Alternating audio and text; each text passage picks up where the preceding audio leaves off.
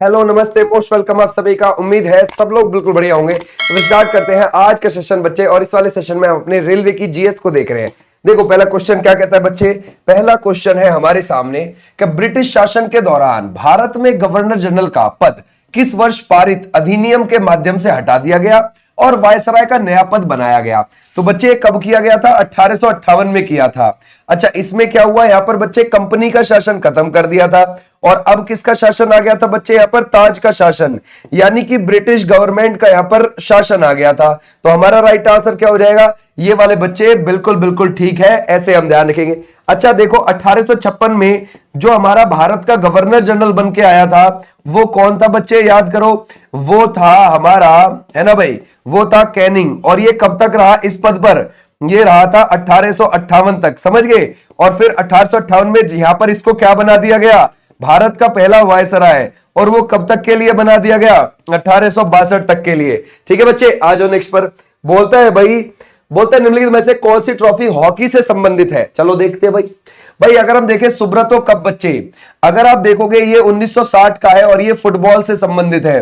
किससे बच्चे? फुटबॉल से संबंधित। रणजी ट्रॉफी 1933-34, ध्यान रखोगे 1934-35 में शुरुआत होती है और ये बच्चे किससे है? क्रिकेट से संबंधित है। उसके बाद संतोष ट्रॉफी बच्चे 1941 में शुरुआत होती है और क्या है बच्चे? इसका संबंध है, ध्यान रखोगे, फुटबॉल से। अब अगर हम देखेंगे बॉम्बे गोल्ड कप, यस, इसी का संबंध किससे हो जाएगा बच्चे? हॉकी से हो जाएगा, ये आप ध्यान रखोगे, है ना भाई, हॉकी के। और आगा खां कप, अगर आप देखोगे आगा खां कप का संबंध भी किससे है? वो भी हॉकी से ही हो जाएगा। अगर मैं आपसे देखूं हॉकी की बच्चे लंबाई कितनी होती है स्टिक की, है ना, वो होती है 89 to 95 सेंटीमीटर। ये भी चीज आप ध्यान रखोगे। इसका वजन कितना होता है? 737 ग्राम होता है। और बच्चे इसका जो ये ग्राउंड है ये आपको 91.4 मीटर लंबा और 55 मीटर ये चौड़ा दिखाई देगा। आपको पता है 60 मिनट का गेम होता है हॉकी का, लेकिन 2019 से पहले 70 मिनट का होता था। ये भी आप ध्यान रख सकते हो। क्लियर है, शाबाश। आ जाओ नेक्स्ट पर। बोलता है 1857 में लड़े गए चिन्हट के युद्ध में ब्रिटिश सेना का नेतृत्व किस सैन्य अधिकारी ने किया? जरा बताओ। तो बच्चे वो किसने किया? यहाँ पर ये किया है हेनरी लॉरेंस। ये जो चिन्हट आपको जगह पड़ती है ना, ये लखनऊ के पास है बच्चे। यहां पर हुआ था, कब हुआ था बच्चे? ये हुआ था 30 जून को, ये बात ध्यान रखोगे। ठीक है बच्चे, क्लियर हो जाएगा। 30 जून को ये युद्ध हुआ था 1857 में, ये भी चीज आप ध्यान रखोगे। अब जब ये युद्ध हुआ तो इसमें हेनरी लॉरेंस की बच्चे मृत्यु हो गई। ठीक है, अगर आप देखोगे ये किसने लीड किया था? बरकत अहमद ने बच्चे। किसने? बरकत अहमद ने इसको लीड किया था। बरकत अहमद पहले, ध्यान रखोगे, ब्रिटिश आर्मी में ही रहे और फिर ब्रिटिश आर्मी से निकल के ब्रिटिश आर्मी को ठोक दिया। यार ऐसे भी आप ध्यान रख सकते हो। ओके बच्चे, तो इन्होंने अंग्रेजों को यहां पे हरा दिया था चिन्हट के युद्ध में। ये जो क्रांति है कब शुरू हुई थी? 10 मई 1857 को। और ये कहां से शुरू हुई थी बच्चे? ये शुरू हुई थी मेरठ से। ये भी आप ध्यान रखोगे। ठीक है बच्चे, क्लियर हो जाएगा। आ जाओ नेक्स्ट पर। बोलता है निम्न में से कौन सा कथन भारतीय संविधान के अनुच्छेद 162 के बारे में सत्य लगता है? तो बच्चे इसमें से राज्य की कार्यपालिका शक्ति का विस्तार 162 में ये आता है। तो हमारा राइट आंसर क्या हो जाएगा? ये वाले बच्चे बिल्कुल ठीक है। बोलते हैं बच्चे निम्नलिखित में से कौन सी नदी अरावली पर्वतमाला से निकलती है? इनमें से कौन सी निकलती है बच्चे? लूनी निकलती है। कैसे देखते हैं, देखो ये है हमारी अरावली पर्वतमाला और ये आपकी कहां पर है? दिल्ली में है, फिर साउथ हरियाणा में है, फिर आपकी राजस्थान में मिलेगी और फिर गुजरात में भी फैली हुई है। बच्चे ये हमारे देश में 570 मिलियन ईयर एगो, इतने साल पुराने ये पर्वत है। 1 मिलियन में 10 लाख होते हैं। ठीक है बच्चे, और ये इतने पुराने आपको देखने को मिलेंगे। भारत में सबसे पुराने पर्वत है जो आपको अरावली पर्वतमाला मिलती है। अच्छा, इसकी सबसे ऊंची चोटी है गुरु शिखर 1722 मीटर और वो राजस्थान में मिल जाएगी। ठीक है भाई, अगर हम देखें बच्चे इसकी दूसरी ऊंची चोटी कौन सी है? सैर, ये भी ध्यान रखना, 1597 मीटर, वो भी आपको सिरोही राजस्थान में मिल जाएगी। अगर हम देखें बच्चे इसी से अजमेर में बच्चे नाग पहाड़ियां पड़ती हैं जो कि अरावली का ही हिस्सा है। तो नाग पहाड़ियों से निकलती है कौन सी? लूनी नदी। और निकलने के बाद राजस्थान के रेगिस्तानी हिस्से में बहने के बाद गुजरात के कच्छ के रन में आके गायब हो जाती है। लूनी नदी 100 किलोमीटर तक तो बच्चे इसका पानी कैसा है? मीठा आपको देखने को मिलेगा। उसके बाद खारा हो जाता है। तो हम इसको खारे पानी की नदी भी बोलते हैं। कैसी बच्चे? खारे पानी की नदी भी बुलाते हैं हम इसे, ये भी आप ध्यान रखोगे। और पता है बच्चे इसकी कौन कौन सी सहायक है बच्चे? जैसे कि लीलड़ी हो गई, है ना भाई, जैसे कि बच्चे जोजड़ी हो गई, ये भी आप ध्यान रखोगे। जैसे कि बच्चे खारी हो गई, है ना भाई, ध्यान रखोगे, ये इसकी सहायक है। जैसे कि मीठड़ी हो गई, ये भी इसकी आपको सहायक देखने को मिल जाएगी, ठीक है भाई, है ना भाई। ऐसे भी आप ध्यान रखो, जैसे कि जवाई हो गई, जवाई भी इसकी सहायक है। तो किस किस राज्य में बहती है बच्चे? ये राजस्थान में भी रह रही है, राजस्थान के साथ साथ गुजरात में भी बह रही है, ठीक है भाई। आ जाओ नेक्स्ट पर। बोलता है भारत के सबसे उत्तरी बिंदु का अक्षांश निकटतम किसके है? जरा बताओ। देखो अगर हम देखेंगे बच्चे, हमारा भारत 8 डिग्री 4 अंश से लेकर 37 डिग्री 6 अंश के बीच में आपको देखने को मिलता है ना बच्चे, उत्तरी अक्षांश। इसलिए हम एन लिख देते हैं इसके आगे, क्योंकि अगर आप देखोगे ये बच्चे हमारा ग्लोब और ये है 0 डिग्री, ठीक है भाई। तो 0 डिग्री के ऊपर हमारा भारत मिलेगा 8 डिग्री से लेकर 37 डिग्री के बीच में। तो 8 डिग्री 4 अंश से लेकर 37 डिग्री 6 अंश, ठीक है बच्चे, इस बीच में हमारा भारत है। और अगर आप ऐसे देखोगे, है ना बच्चे, देशांतर विस्तार, तो बच्चे हमारे यहां पर ध्यान रखोगे 68 डिग्री 7 अंश से लेकर 97 डिग्री 25 अंश के बीच में आपको देखने को मिलेगा इसका देशांतरीय विस्तार। तो हमसे क्या पूछ रहा है? सबसे उत्तरी बिंदु हमें बताना है ऊपर का। तो हमारा राइट आंसर कौन सा है? ये वाली हो गई। 37 डिग्री अक्षांश रेखा हमारे देश से बच्चे बिल्कुल उत्तर में जा रही होती है, 37 डिग्री 6 अंश। ओके बच्चे, क्लियर हो जाएगा। ऐसे भी आप ध्यान रख सकते हो। अगर हमसे पूछे, देखो ऐसे ही हो गई ये वाली खड़ी हुई देशांतर डिग्री 0 डिग्री, तो हमारे देश से कौन सी जा रही है? यहां से यहां के बीच में, तो ये जा रही है 68 7 से लेकर 97 25, ठीक है बच्चे। आ जाओ नेक्स्ट पर।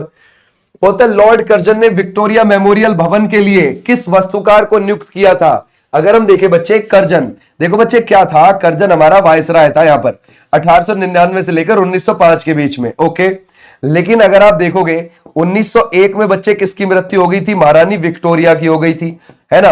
अब ये जो आप डिजाइनर लगते हैं ना विलियम एमरसन, तो ध्यान रखोगे महारानी विक्टोरिया की ही याद में विलियम एमरसन ने विक्टोरिया मेमोरियल को डिजाइन किया, और ये बनना शुरू हो गया था 1906 से 1921 के बीच में। और ये आपको कोलकाता के अंदर मिल जाएगा। कहां पर मिल जाएगा बच्चे? कोलकाता। कोलकाता जो कि हुगली नदी के किनारे है, आज वेस्ट बंगाल की कैपिटल है, लेकिन पहले ये ब्रिटिश भारत की पहली राजधानी रही थी, ठीक है भाई। आ जाओ नेक्स्ट पर। बोलते हैं निम्नलिखित में से कौन सा सबसे ऊंचा जलप्रपात लगता है आपको? बच्चे सबसे ऊंचा झरना कौन सा है? जरा बताओ बच्चे। सबसे ऊंचा झरना आपको देखने को मिलेगा कुंचिकल झरना, और ये कहां पर है बच्चे? ये आपको कर्नाटक में मिलेगा। और कर्नाटक के अंदर कौन सी नदी पर है? वाराही नदी पर है। और बच्चे इसकी हाइट कितनी है? 455 मीटर है।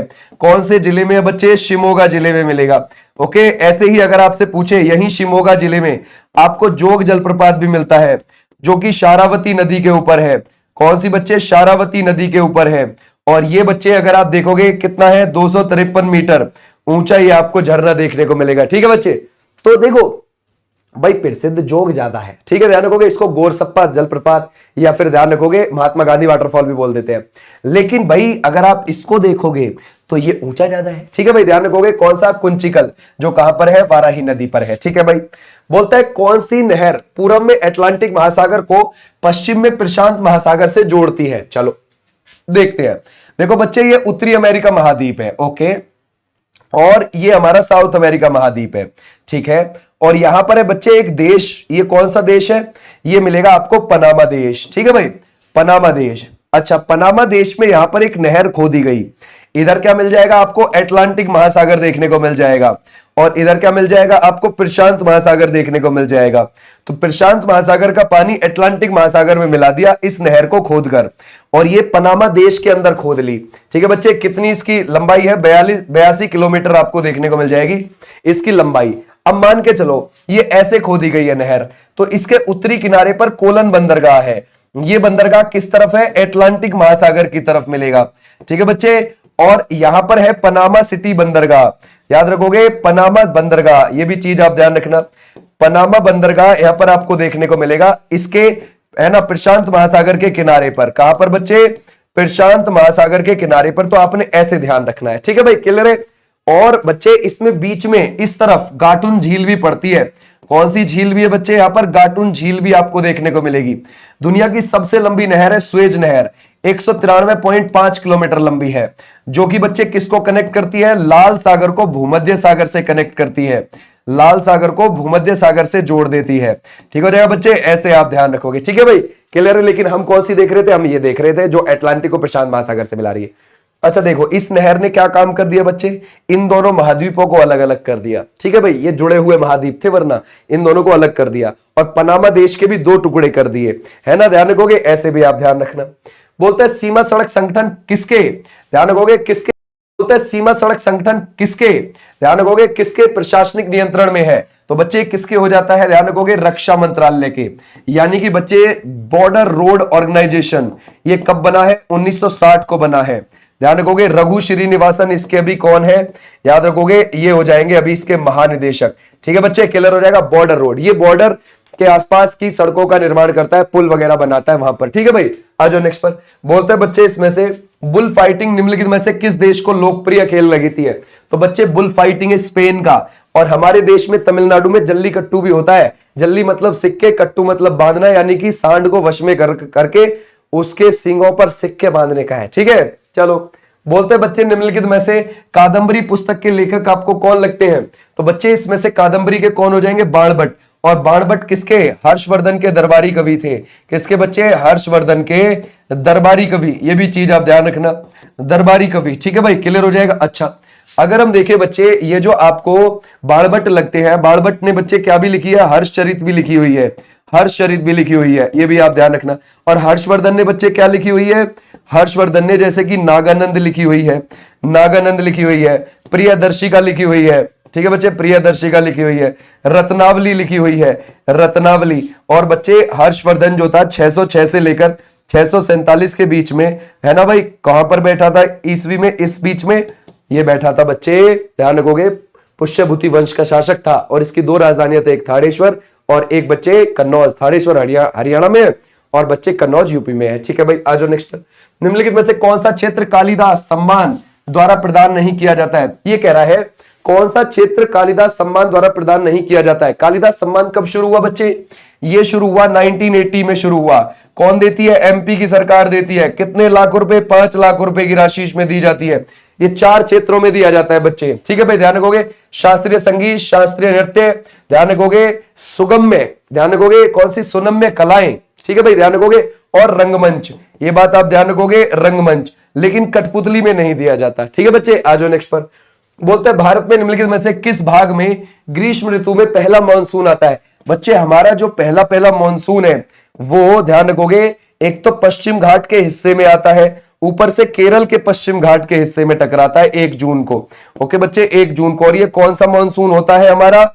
ये होता है बच्चे दक्षिण पश्चिम मानसून। याद रखोगे, कौन सा है? दक्षिण पश्चिम मानसून है। ये भी चीज आप ध्यान रखना। तो हमारा राइट आंसर क्या है? पश्चिमी घाट से आकर टकराता है। बच्चे ये जो पश्चिमी घाट है गुजरात के दक्षिण से शुरू हो जाते हैं, तमिलनाडु के कन्याकुमारी तक जाते हैं। कितने राज्यों में फैला हुआ है? 6 राज्यों में फैला हुआ है। यहाँ पर कितने किलोमीटर में है? 1600 किलोमीटर में है। पश्चिम घाट को बच्चे हॉट स्पॉट भी बोलते हैं हम, अपना तप्त स्थल भी बोलते हैं इसको हम। ये भी आप ध्यान रखोगे। ठीक है भाई, आ जाओ नेक्स्ट पर। बोलता है निम्नलिखित में से किस व्यक्तित्व ने अपने जीवन में तीनों पुरस्कार, पद्म विभूषण, भूषण और पद्मश्री प्राप्त किए हैं? बच्चे वो है मैरी कॉम। मैरी कॉम ने, ध्यान रखोगे, पद्मश्री कब मिला था बच्चे इनको? पद्मश्री जो मिला है इनको, ध्यान रखोगे, पद्मश्री जो मिला है वो मिला है 2000, ध्यान रखोगे, 6 में। और इनको अर्जुन पुरस्कार कब मिल गया था बच्चे? अर्जुन पुरस्कार मिल गया था 2003 में। इनको 2009 में मिला था क्या बच्चे? खेल रत्न पुरस्कार। खेल रत्न पुरस्कार 2013 में इनको मिला था पद्मा भूषण। और बच्चे इनको 2020 में क्या मिला था? पद्मा विभूषण। ऐसे भी आप ध्यान रखोगे। ठीक है भाई, क्लियर हो जाएगा। और 2012 का जो ओलंपिक था उसमें बच्चे क्या लेकर आई थी? ब्रॉन्ज। कहां पर बच्चे? लंदन के अंदर। और बच्चे इनका संबंध किससे हो जाएगा? मुक्केबाजी से। और ये बच्चे कहां से बिलोंग करती हैं? मणिपुर से बिलोंग करती हैं, मणिपुर से। तो ऐसे भी आप ध्यान रख सकते हैं। क्लियर हो जाएगा, शाबाश। आ जाओ नेक्स्ट पर भाई।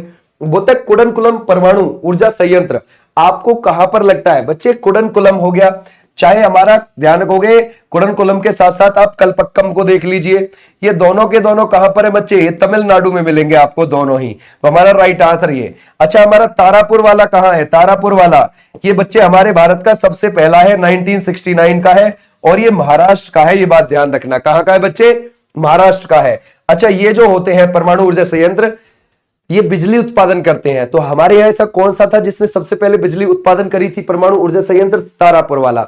अगर हमसे देखें बच्चे काकरापार आपको कहां पर मिलेगा, काकरापार आपको देखने को मिलेगा बच्चे गुजरात के अंदर, ये भी आप ध्यान रखना कहां पर है बच्चे, गुजरात के अंदर। रावत भाटा का आपको कहां पर मिलेगा, रावत भाटा का मिलेगा आपको राजस्थान के अंदर।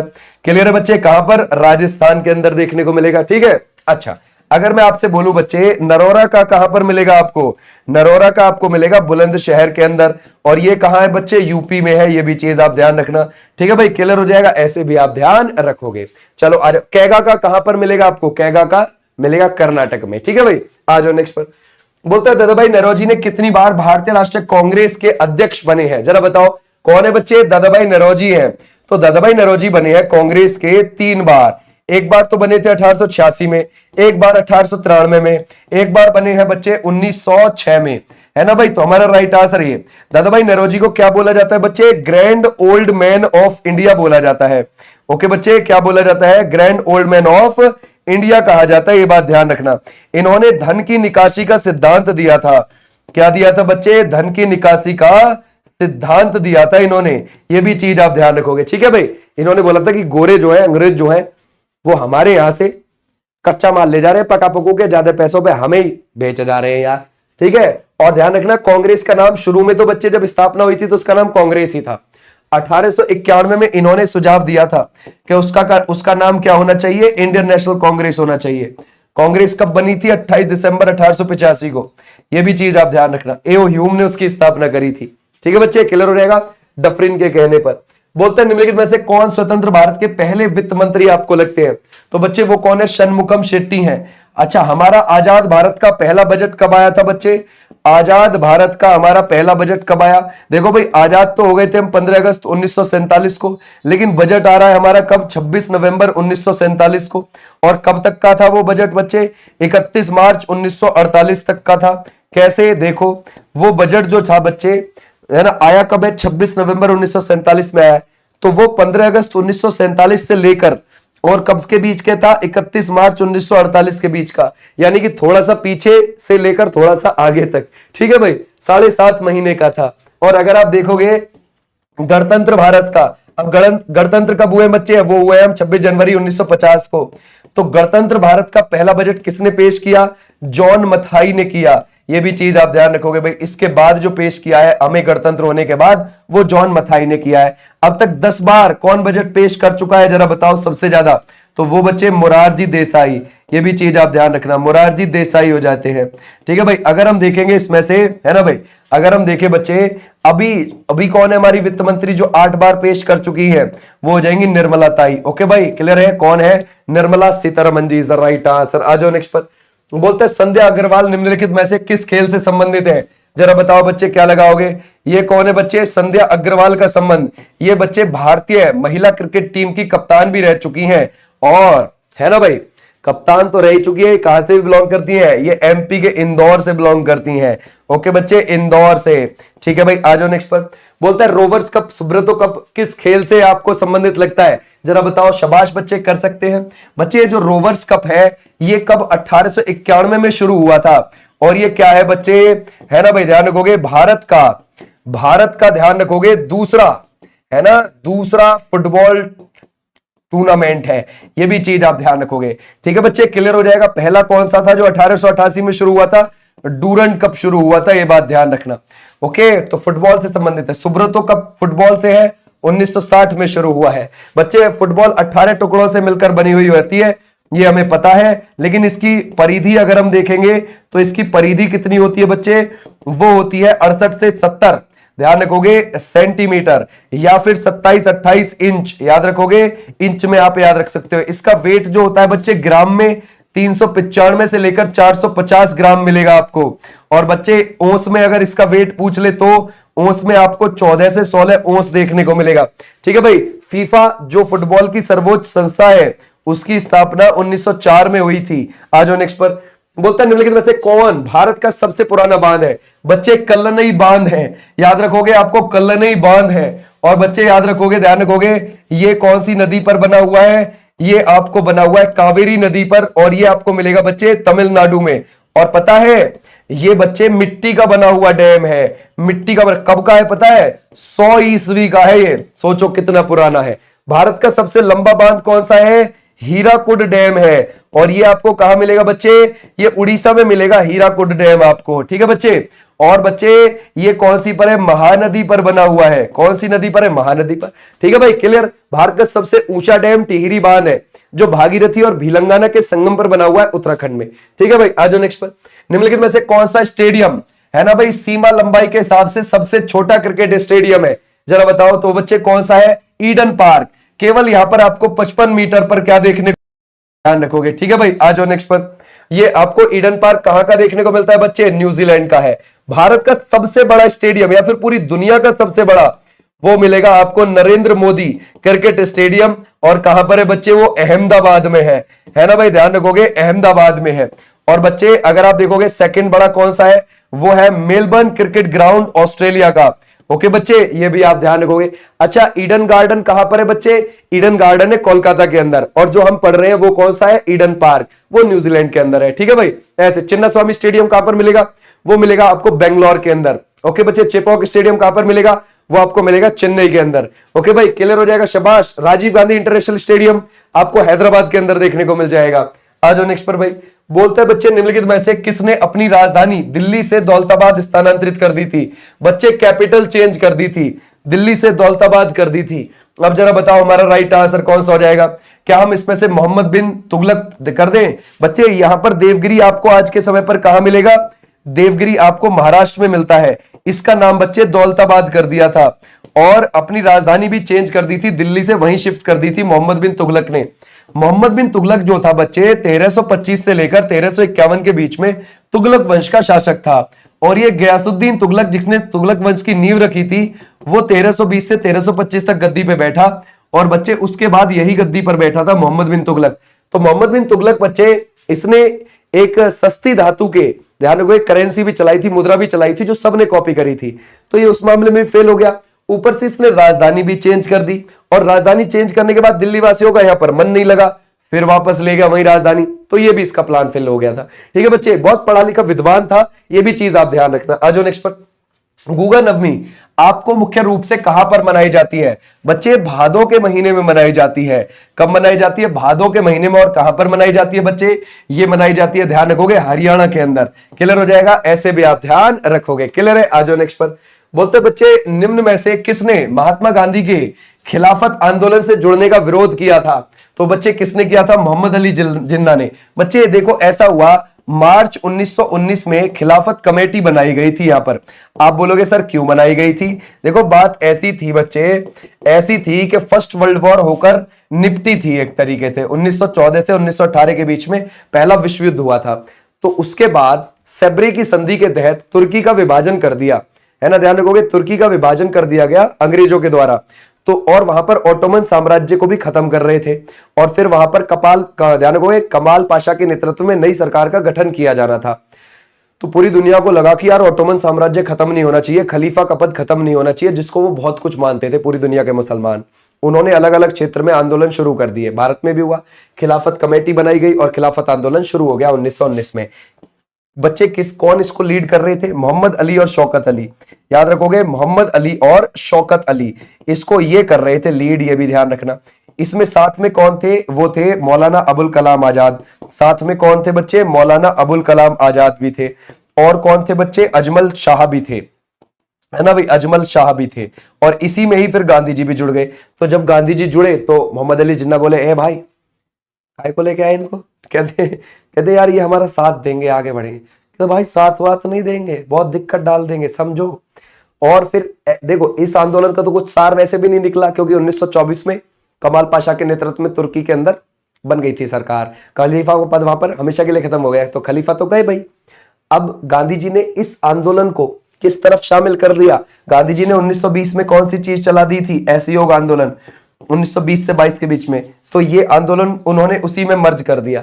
तो जिन्ना ने सही सोचा था ना कि यार काय को लेके आए तुम, वो अपना फायदा देखेगा उसमें, तो गांधी जी ने हिंदू मुस्लिम एकता का फायदा देखा इसमें, बस काम कर दिया। ठीक है, ऐसे आप ध्यान रखोगे। धूपगढ़ या फिर बच्चे धूपगढ़ पर्वत श्रृंखला मध्य प्रदेश के निम्नलिखित में से किस पर्वतीय स्थल पर आपको स्थित लगती है?